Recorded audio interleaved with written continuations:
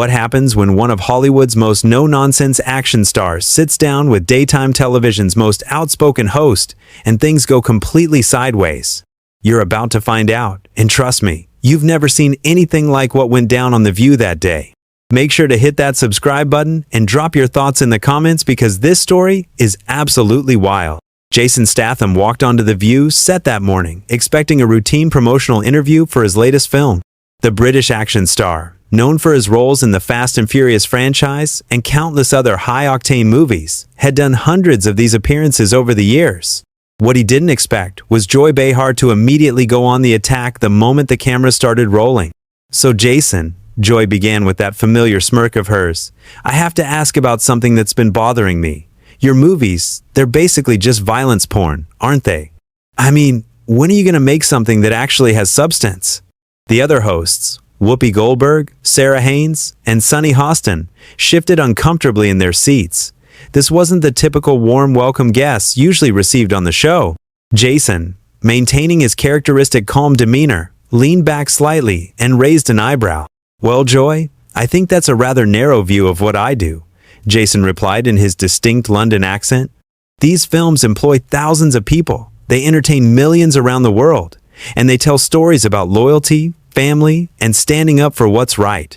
Not sure how that qualifies as what you just called it." Joy wasn't backing down. She leaned forward, her voice taking on that condescending tone she was famous for. "Oh please, Jason, let's be honest here.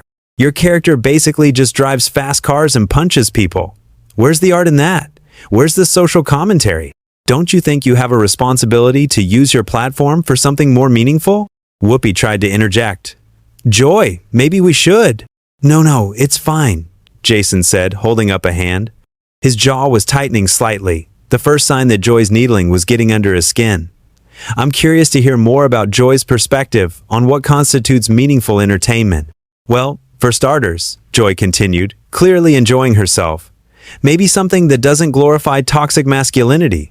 Your characters are always these macho men who solve every problem with their fists. Don't you think that sends a terrible message, especially to young boys?" The studio audience was dead silent. Even the camera operators seemed to sense the tension building. Jason's publicist, sitting in the wings, looked like she wanted to crawl under a rock.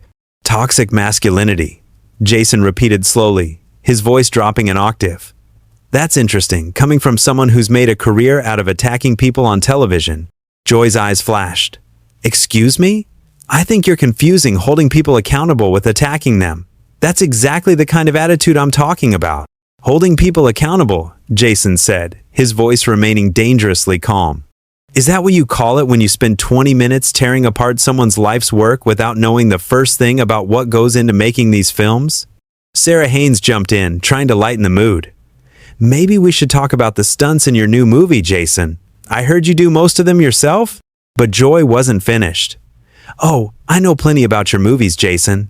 I know they make billions of dollars selling the fantasy that problems can be solved with violence. I know they perpetuate harmful stereotypes about what it means to be a man. And I know that intelligent actors like yourself could choose to do better." Jason's hands were now clasped tightly in front of him. The camera caught the subtle tension in his shoulders, the way his breathing had changed. "Intelligence," he said quietly. "That's rich coming from someone who just suggested that action films have no artistic merit and that millions of fans around the world are too stupid to understand the difference between entertainment and reality." "I never said the fans were stupid," Joy shot back. "I said the movies were irresponsible." "Right, so the problem isn't with the audience, it's with me," Jason said, his voice growing harder. "Because I choose to make films that people actually want to watch instead of pretentious art house pieces that 12 people see in independent theaters." Sunny Hostin tried to mediate. "I think what Joy is trying to say is—" "I can speak for myself, thank you," Joy snapped, not taking her eyes off Jason. "What I'm trying to say is that actors of your caliber have choices. You could use your influence to make films that challenge people, that make them think, that address real social issues. Instead, you take the easy money and make the same mindless action movie over and over again." The words hung in the air like a challenge. Jason was no longer the relaxed movie star who had walked onto the set 30 minutes earlier. His entire demeanor had shifted, and everyone in the studio could feel it. "Mindless," Jason said, standing up from his chair. The sudden movement caught everyone off guard. "Let me tell you something about mindless joy. Let me tell you something about mindless joy," Jason continued, now towering over the panel. His voice was controlled, but there was an unmistakable edge to it that made everyone in the studio hold their breath. Mindless is sitting behind a desk every day, taking cheap shots at people who actually create something. Mindless is thinking that your opinion about my work matters more than the millions of people who choose to spend their hard-earned money watching these films. Joy's face was flushing red, but she wasn't backing down. "Sit down, Jason. You're being ridiculous." "Am I?" Jason asked, remaining standing. "Because from where I'm standing, it looks like you invited me here under false pretenses. This isn't an interview. It's an ambush. You've spent the last 10 minutes insulting my work, my choices, and essentially calling me and my fans idiots." Whoopi tried to regain control. "Okay, everyone, let's just take a breath here." "No, Whoopi," Jason said, his eyes never leaving Joy.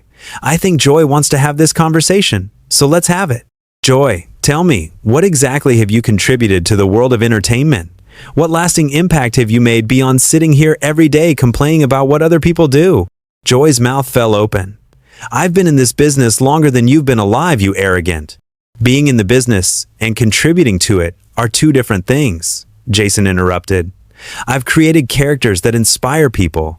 I've made films that bring families together in theaters. I've worked with stunt teams and filmmakers who push the boundaries of what's possible on screen. What do? You tear people down for a living." The other hosts were frantically looking at their producers off stage. This was spiraling way beyond anything they had prepared for. Sarah Haynes made another attempt to redirect. "Jason, maybe we could talk about your upcoming projects." "No, Sarah," Joy said, her voice rising. "I want to finish this conversation. Jason, you want to know what I contribute? I hold people accountable. I ask the tough questions that other interviewers are too scared to ask. I don't just sit here and let celebrities come on and promote their garbage without challenging them." Jason laughed, but there was no humor in it. "Challenging them? Is that what you call this amateur hour psychoanalysis? You think you're some kind of hard-hitting journalist, but you're just a talk show host who gets off on making people uncomfortable." "How dare you?" Joy shot back, standing up herself now. "I've been asking important questions about society and culture for decades. Just because you can't handle having your work critiqued doesn't mean I'm going to stop doing my job." "Your job?" Jason repeated, shaking his head. "Your job is supposed to be entertaining the audience and having interesting conversations with guests. Instead, you use it as a platform to push your own agenda and make yourself the center of attention." Joy was practically vibrating with anger now. "My agenda? My agenda is trying to elevate the conversation beyond mindless entertainment.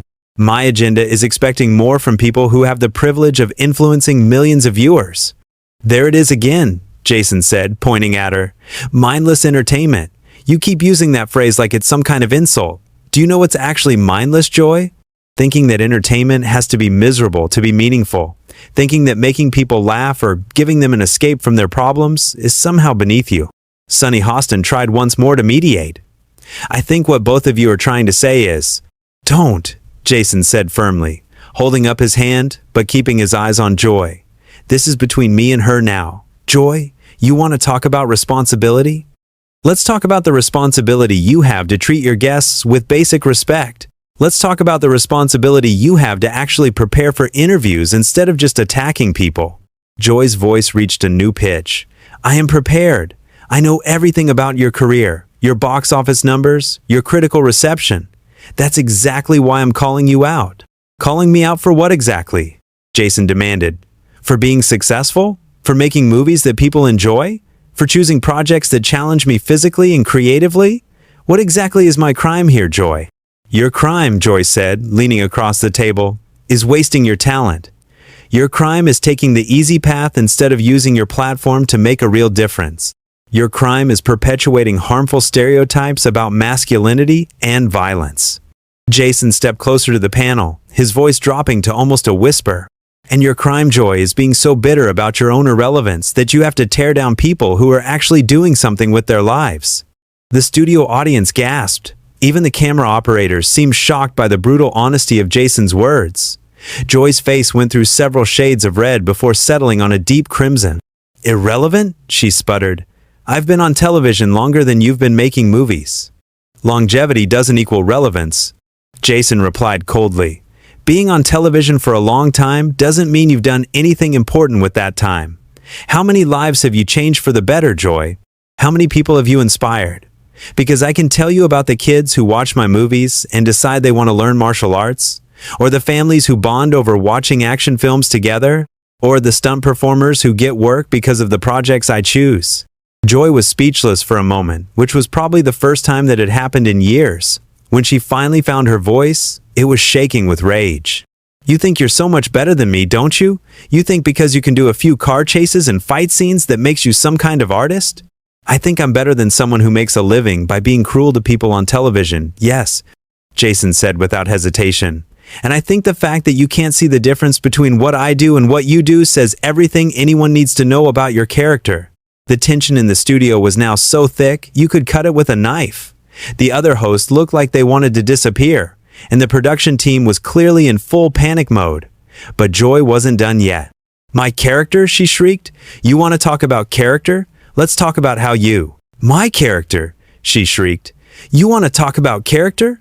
Let's talk about how you make millions glorifying violence while real people are dying from gun violence every day in this country.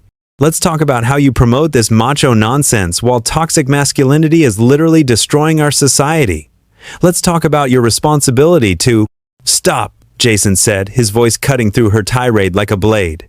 Just stop talking, Joy. The command was delivered with such authority that Joy actually did stop, her mouth hanging open mid-sentence. The entire studio fell silent, except for the hum of the cameras still rolling. You want to talk about real people dying? Jason continued, his voice deadly quiet. Let me tell you about real people, Joy. Let me tell you about the stunt coordinator who broke his back on one of my films and how I personally made sure his family was taken care of while he recovered.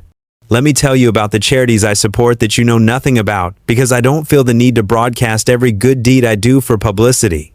Joy tried to interrupt, but Jason held up a hand and kept going. Let me tell you about the kids with cancer who visit our sets through Make-A-Wish and how their faces light up when they meet their action hero.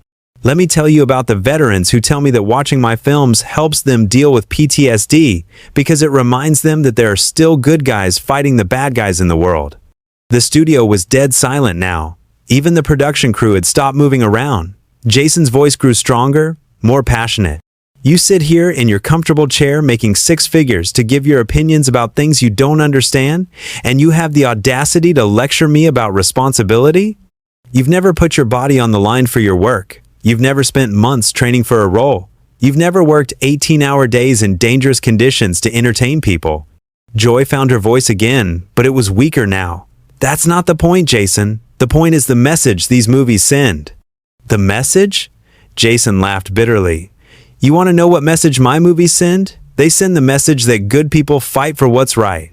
They send the message that family and loyalty matter.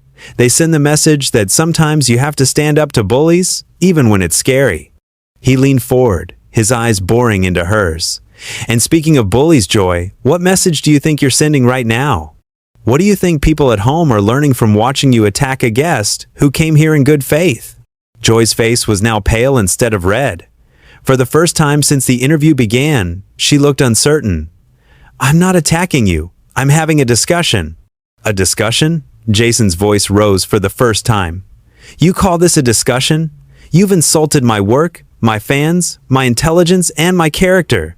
You've accused me of contributing to real-world violence. You've dismissed everything I've accomplished as meaningless. In what world is that a discussion? Whoopi tried one last time to salvage the situation. Maybe we should move on to... No, Whoopi, Jason said, still staring at Joy.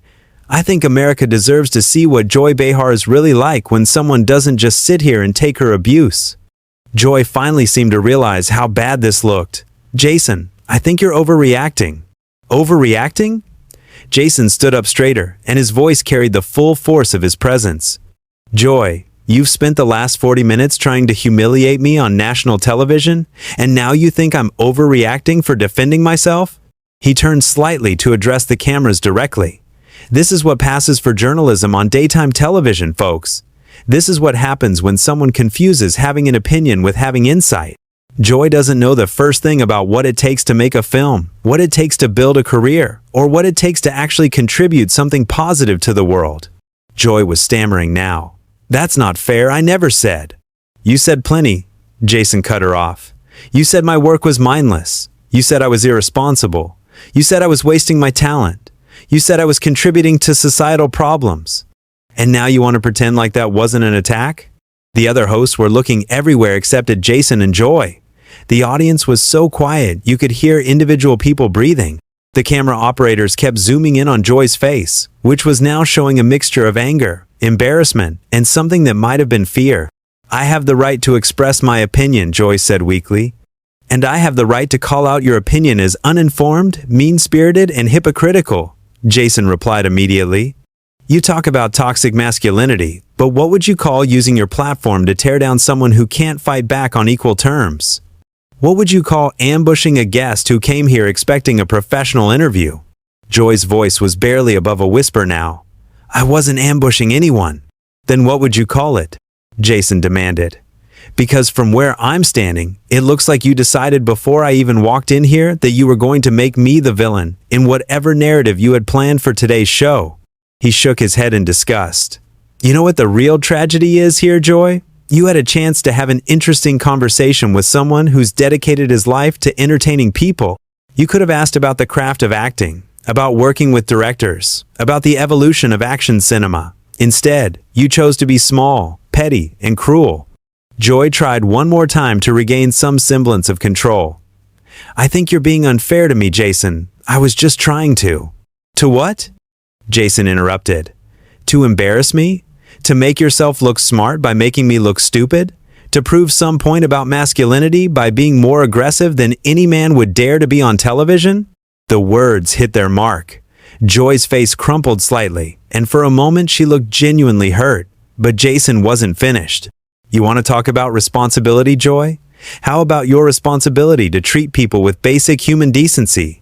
How about your responsibility to your audience to have guests on who can actually contribute to meaningful conversation instead of just serving as targets for your frustrations?" He started moving toward the edge of the set.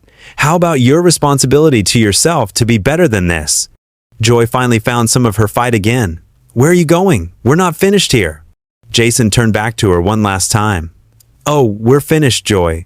We were finished the moment you decided to make this personal instead of professional." He looked directly into the main camera. "I came here to talk about my new film, to connect with fans, and to have what I hoped would be an enjoyable conversation. Instead, I got a masterclass in how not to conduct an interview." Joy stood up abruptly. "You can't just walk out. This is my show." "Your show?" Jason smiled coldly. "Then maybe you should start acting like a professional host instead of a schoolyard bully." The production assistants were frantically signaling to the hosts, clearly trying to figure out how to handle this unprecedented situation. Jason was already unhooking his microphone. "You know what, Joy?" he said as he handed the mic to a stunned production assistant. "I actually feel sorry for you. It must be exhausting to be so angry all the time. It must be lonely to push away everyone who tries to have a genuine conversation with you."